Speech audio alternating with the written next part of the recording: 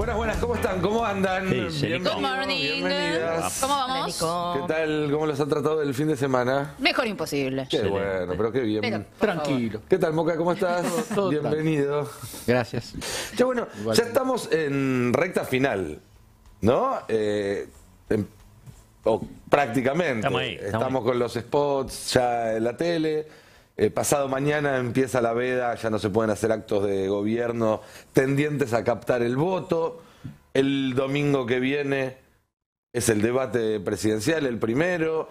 Ayer en Mendoza fue la última elección antes de las generales. Es decir, se está acomodando todo para lo que va a ser la recta final de esta campaña.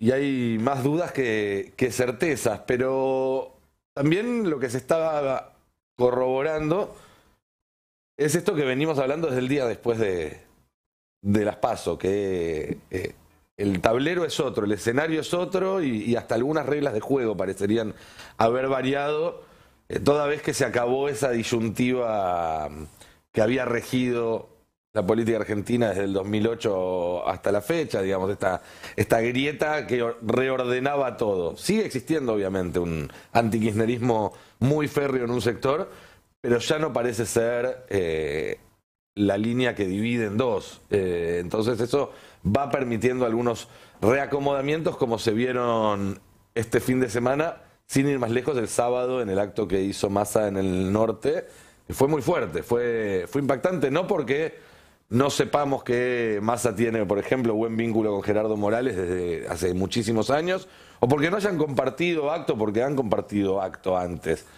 Pero los términos en los cuales se fue dando y todo lo que se fue generando alrededor, me parece que da cuenta de eso, de una época distinta.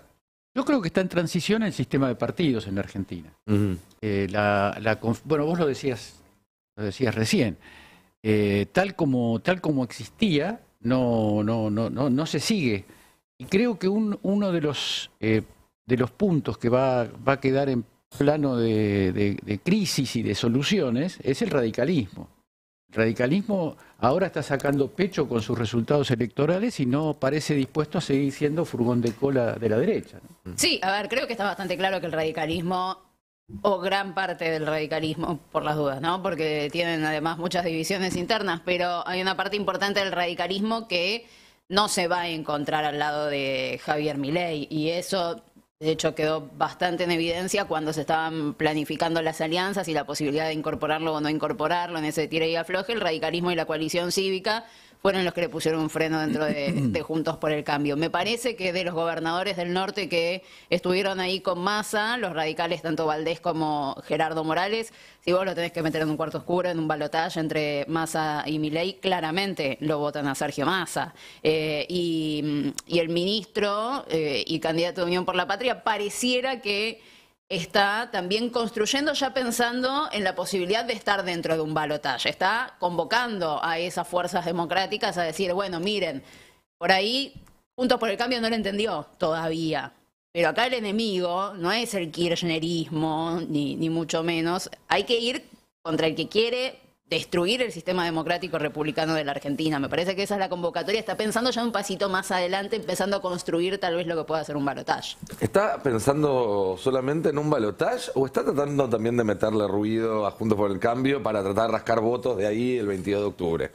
Porque daría la sensación de que, aprovechando las declaraciones de Macri diciendo los radicales son todos feos, todos malos, todos populistas y demás, creo que él quiere ir a empezar a hacer esa transferencia antes. Obviamente que después del 22 se puede precipitar mucho más fuerte, pero lo veo antes eso. Lo que pasa es que para llegar al balotaje y asegurarlo, vos tenés que sacar casi el 35% de los votos. Sí. Y está cerca, pero todavía no los tenés, me parece. Así que creo que puede haber votos radicales que anticipen un escenario de segunda vuelta. Digo, yo escuché a Jacobiti, Sí. las expresiones que tuvo el fin de semana. Es para anticipar eso, bueno, que algunos ya se anticipen, es ahora. Porque si esperamos al balotaje, quizá no haya balotaje, ¿no? Porque de última es eso. Digo, Milei puede sacar 45%. Hoy hablamos con Alfredo Serrano Mancilla Él no lo ve, pero tampoco lo descarta. No, claro, nadie puede Sí, descartarlo esto es una si tómbola. pensábamos que iba a sacar 20 puntos, 18 y terminó sacando 30. Por eso. Pero también es cierto que a veces cuando se habla de puntos se pierde un poco las magnitudes. Si uno dice está a 5 puntos, a 10 puntos, son millones y millones de votos sí, claro. que no es fácil de juntar. Preguntémosle a Scioli, que había sacado 36%. Estaba ahí nomás de ganar en primera vuelta en las PASO del 2015 y no llegó nunca al 50 en el balotaje. Estuvo muy cerca, pero no llegó. Y así como decimos, y yo vengo diciendo, y acá se ha repetido muchas veces, que no hay que dar por sentado que existe un cerco sanitario, que hay una mayoría que automáticamente va a embanderarse para defender a la democracia. También hay que decir lo contrario. No sabemos cuál es el techo de Milei. No sabemos cuánta gente que no lo haya votado hasta ahora está dispuesto a votarlo, y tampoco sabemos cómo pega. Digo, cuando te ponen todos los focos sobre tu persona, que es lo que pasó con Milei recién después de las PASO, se te notan más las arrugas, el maquillaje mal hecho, que venís un poco sin dormir, o sea, la atención real en Milei, empecemos a escuchar qué dice este tipo que puede llegar a ser presidente, empezó el 18 de agosto.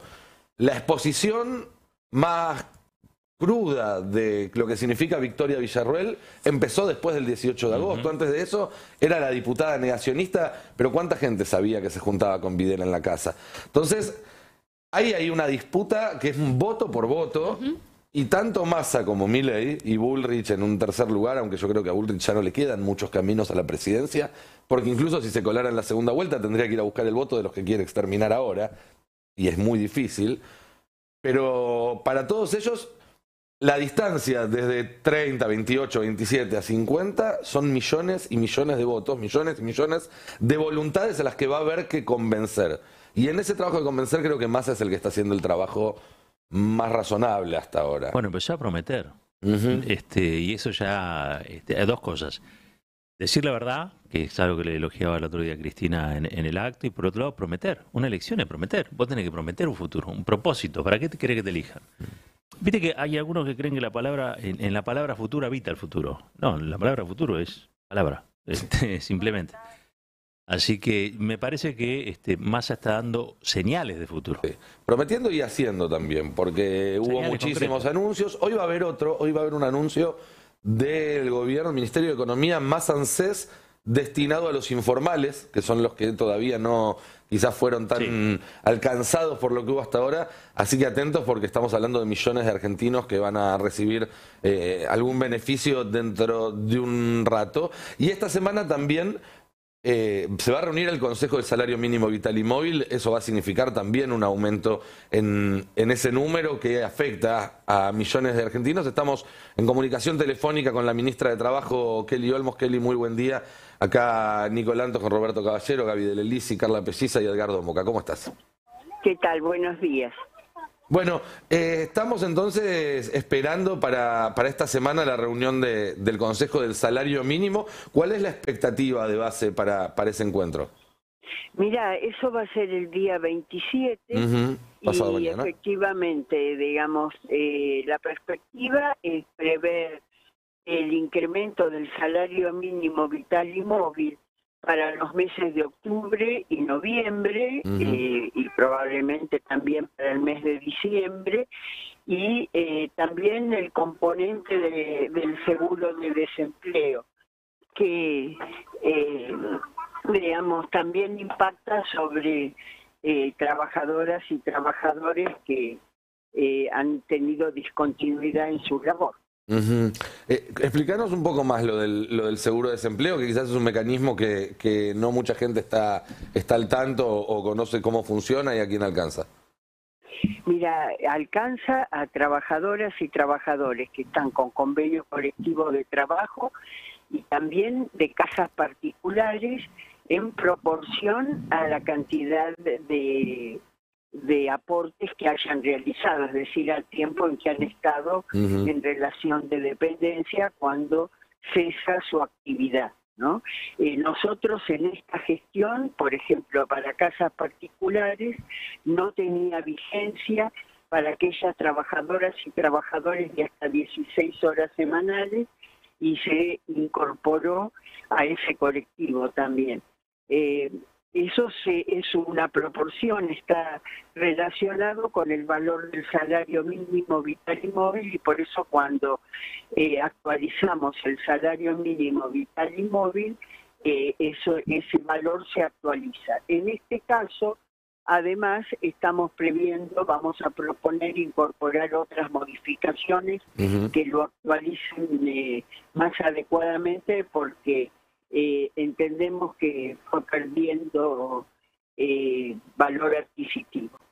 Eli, he leído el fin de semana y también esta mañana en algunos medios que desde los sindicatos están pensando en la paritaria nacional docente como parámetro para este aumento del salario mínimo vital y móvil. ¿Crees que puede ser ese, digamos, el modelo a seguir cuando se sienten a negociar el miércoles?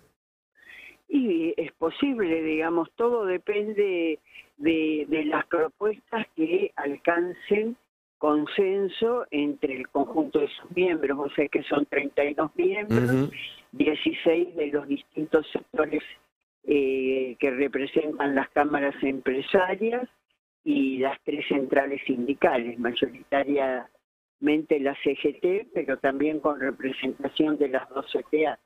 Digamos, yo no podría adelantar habitualmente hasta que no se reúne el Consejo, no podemos construir un consenso específico. Pero hay, como vos decís, referencias, lo que es la paritaria docente, lo que es la paritaria del sector público también.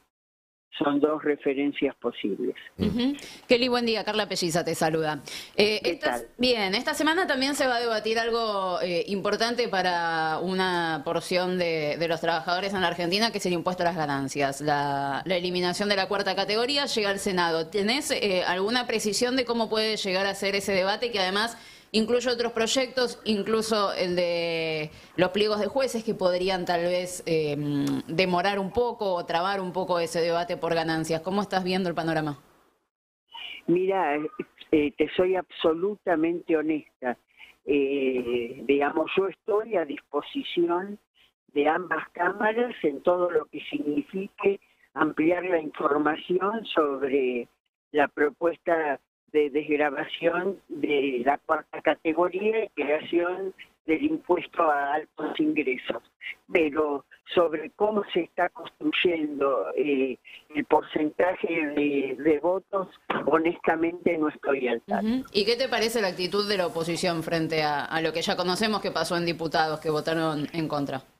Mira, la verdad que es extraordinariamente mezquina porque, por un lado, siempre plantean la necesidad de reducir impuestos, pero está claro por la práctica que en realidad se refieren a los impuestos de los más ricos, porque cuando ingresó al gobierno el macrismo, lo primero que hizo fue desgravar a los más ricos, ¿no? Había incluso, digamos, dejó sin efecto reformas que se habían hecho en nuestro anterior gobierno que beneficiaban a las pymes y, por supuesto, dejaron sin efecto, por ejemplo, las retenciones a los sectores más concentrados, no solo agropecuarios, sino también mineros.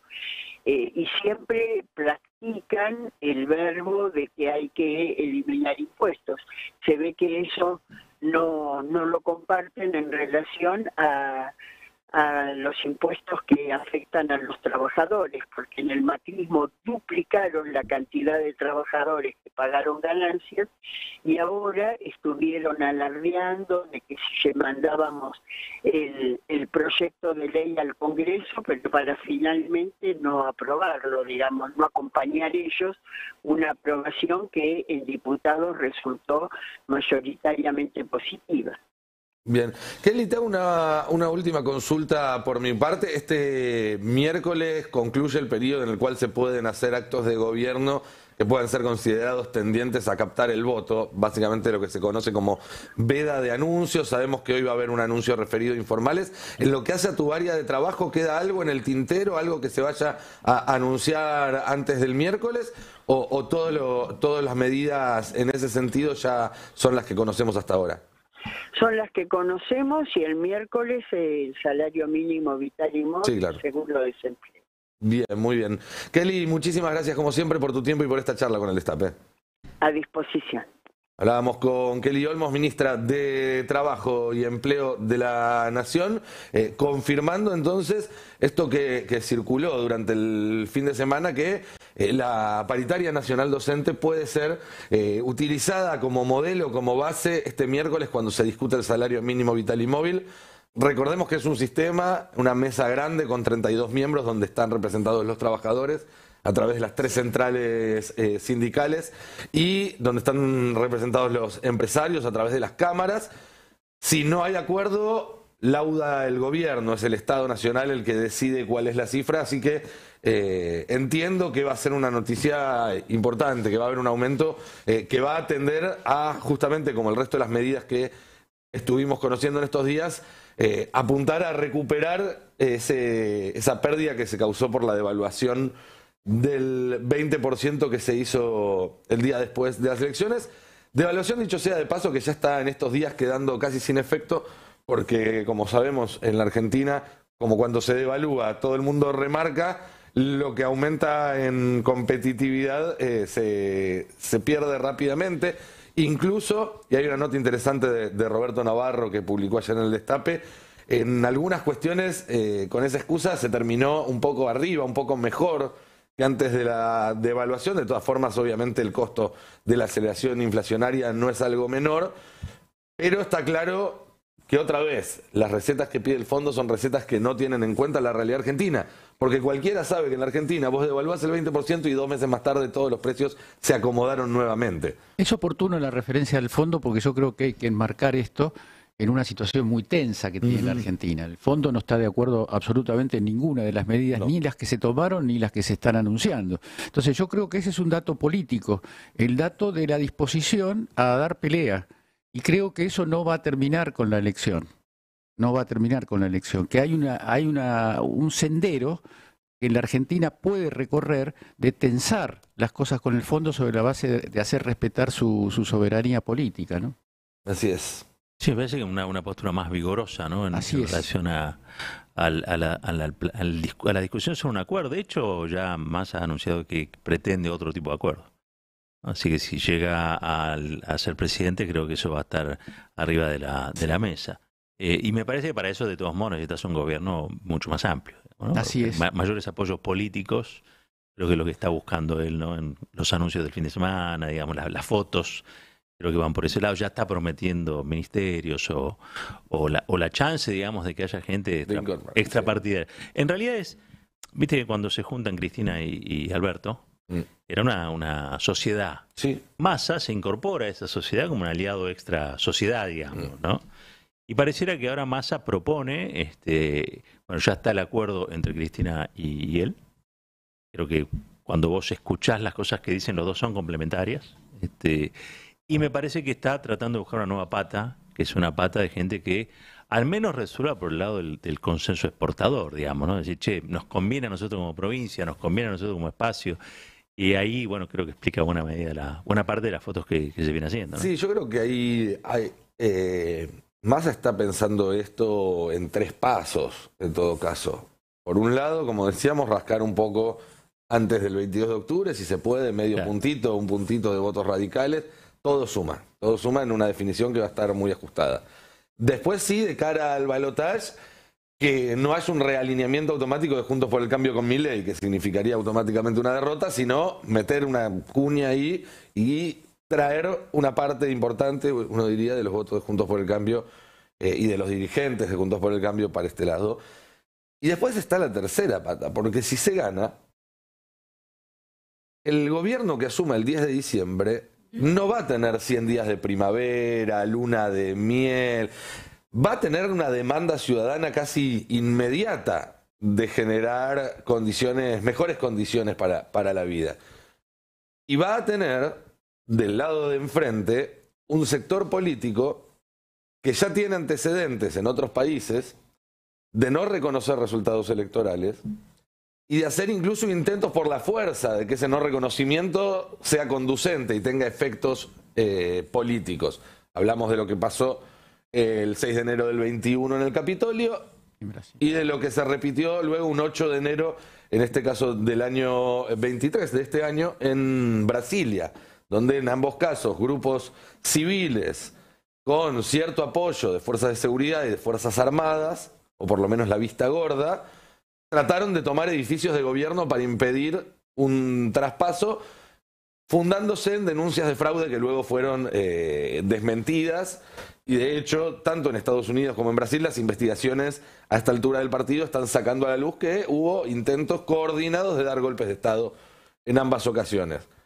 Si no nos hacemos los boludos respecto a los vínculos que tiene Javier Milei con Bolsonaro y con Trump, y que se vieron a la luz del día en estas semanas a partir de la entrevista esta que hizo y demás, y si no nos hacemos los boludos con que el propio Milei desde el 18 de agosto a la noche está tratando de instalar una narrativa de que le robaron votos, de que no pudo cuidarlos y todo eso, entonces el escenario del 11 de diciembre, si Massa llegara a ganar, va a ser un escenario donde va a necesitar el respaldo más amplio posible para resistir esos primeros embates que se van a tener.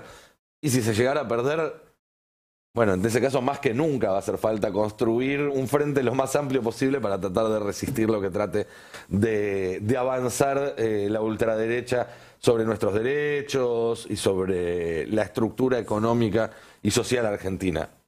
Entonces creo que estos gestos de Massa hacia otros dirigentes, que obviamente muchos no nos resultan para nada simpáticos, se anclan en el pasado, en lo que viene diciendo Cristina desde hace muchos años, de la necesidad de hacer grandes acuerdos, y en el futuro, pensando no solo en ganar la elección, sino en tener un país gobernable a partir del 10 de diciembre. Y sea como sea, vamos a tener una reestructuración del sistema de partidos políticos, Sí. porque ya hay gestos, sobre todo en el interior de Juntos por el Cambio, de que no hay futuro de coalición. Y se está apareciendo la posibilidad de un radicalismo colocado en otro lugar. Por supuesto que de acuerdo al escenario, a los números de la elección, esto se dará de una manera o de otra, pero creo que en el propio interior del peronismo hay que reconocer que la realidad ya no es la que era antes de que empezara el ciclo electoral. Hay otras realidades. Massa es una realidad política en sí mismo, y todo lo que se realinea en el peronismo a su alrededor es un dato de la realidad muy fuerte también. Sí, además también teniendo en cuenta cómo quedó el mapa de gobernadores electos, claramente vas a tener que hacer alianzas con sectores que no sean estrictamente peronistas y que estén dentro del paraguas de Juntos por el Cambio, ya sean radicales del PRO o aliados de Juntos por el Cambio, porque hay provincias que el peronismo perdió este año. Y si vos necesitas tener mayorías en el Congreso de la Nación y no las vas a tener, también necesitas tener el apoyo de los gobernadores, que es lo que le está diciendo Juntos por el Cambio a Milei. Vos no tenés gobernadores, vos no tenés mayoría en el Congreso, ¿qué querés gobernar? Bueno, el peronismo tiene un número interesante en el Congreso, que hay que ver cómo le va en esta elección para mantenerlo o no mantenerlo, y necesita construir alianzas con aquellas provincias que se perdieron y ampliar a otras que por ahí trabajaban de forma más separada, por lo menos en lo discursivo, y que ahora puedan generar alianzas. Sobre todo porque ya vimos la preocupación de muchos gobernadores o de incluso opositores al gobierno nacional en las provincias que dicen, este loco de Javier Milei nos quiere eliminar la coparticipación, ¿qué hacemos nosotros? Entonces vos tenés un candidato que está en contra de todas las provincias, que va a estar en contra de la obra pública, que frena el crecimiento, la participación del Estado en pueblitos chiquititos donde es completamente necesario, y otro que te está diciendo, no, nosotros como Estado vamos a estar. Entonces, ahí va marcando un poco la diferencia, y es un tiempo distinto. En relación a cómo pinta el escenario, sobre todo Juntos por el Cambio de acá a un futuro cercano, sumamos declaraciones de hace un ratito nada más de Gerardo Morales, que dijo que Macri le hizo mucho daño a Juntos por el Cambio. Está bien, estaba hablando, digamos, de las declaraciones sobre, digamos, empoderar a Milei, etcétera, pero digo, las sumamos a las de Jacobiti, es decir, hay una línea que se viene sosteniendo en el radicalismo, ¿no? Sí, totalmente. Además, a ver, Macri detesta el radicalismo. Macri quiere que el radicalismo se le arrodille y le dé las gracias por haberlo salvado después de lo que fue el 2001 y haberlo incorporado a una coalición que llegó al gobierno en el 2015 cuando la UCR parecía ser completamente testimonial. Entonces a Macri le genera odio que el radicalismo tenga intenciones de marcarle algún rumbo o de mostrar alguna disidencia, porque para él son completamente subordinados que le deben la vida y la existencia. Entonces, si es por él, el radicalismo no tiene que estar más. Y los detesta bastante. Y el radicalismo, bueno, esto se lo hace saber, por lo menos una porción que no tiene un acuerdo tan explícito con el PRO, se lo hacen saber. Y con Gerardo Morales hay una relación de odio. Creo que nos sacaron una foto hace 1 año y medio, fácil. Todo eso tiene su contracara, porque si Macri fue presidente fue por la convención de Gualeguaychú. Obviamente. No, claro. Obviamente. Esa es la contracara. No se puede ignorar ese. Ahí el radicalismo le dice, no, si nosotros vos no tenías estructura. Exactamente. Es que si vos te fijas en ese mapa, a ver, el PRO hoy, ¿qué tiene? La ciudad de Buenos Aires y Chubut. ¿Sí? Y después el radicalismo empieza a sumar provincias. Tiene Jujuy, tiene Corrientes, tiene Mendoza, tiene Santa Fe, tiene Chaco. Ahora, ¿por qué el radicalismo no aprovecha también ese impulso para decir, bueno, hasta acá llegamos? Tal vez este sea el año, ¿no? No te digo de una ruptura de 100% del partido, pero sí que algunos molestos cuando vean que un sector de Juntos por el Cambio se alinee con Milei, ellos van a decir, nosotros acá no podemos estar. Por eso, claro. Yo me pregunto si no están dadas las condiciones o se empiezan a dar las condiciones para el lanzamiento de algo parecido a lo que fue la concertación en su momento, ¿no? La transversalidad de los primeros años del kirchnerismo, ¿no? Una concertación de, bueno, Cobos fue resultado, entre otras cosas, de ese tipo de acuerdo. Digo, me parece que se empieza a ir hacia ese lugar. El presidente de esa concertación puede ser Sergio Massa. No pudo ser, me parece, Rodríguez Larreta, que era también la idea que tenía Morales, que fue candidato a vice de Rodríguez Larreta.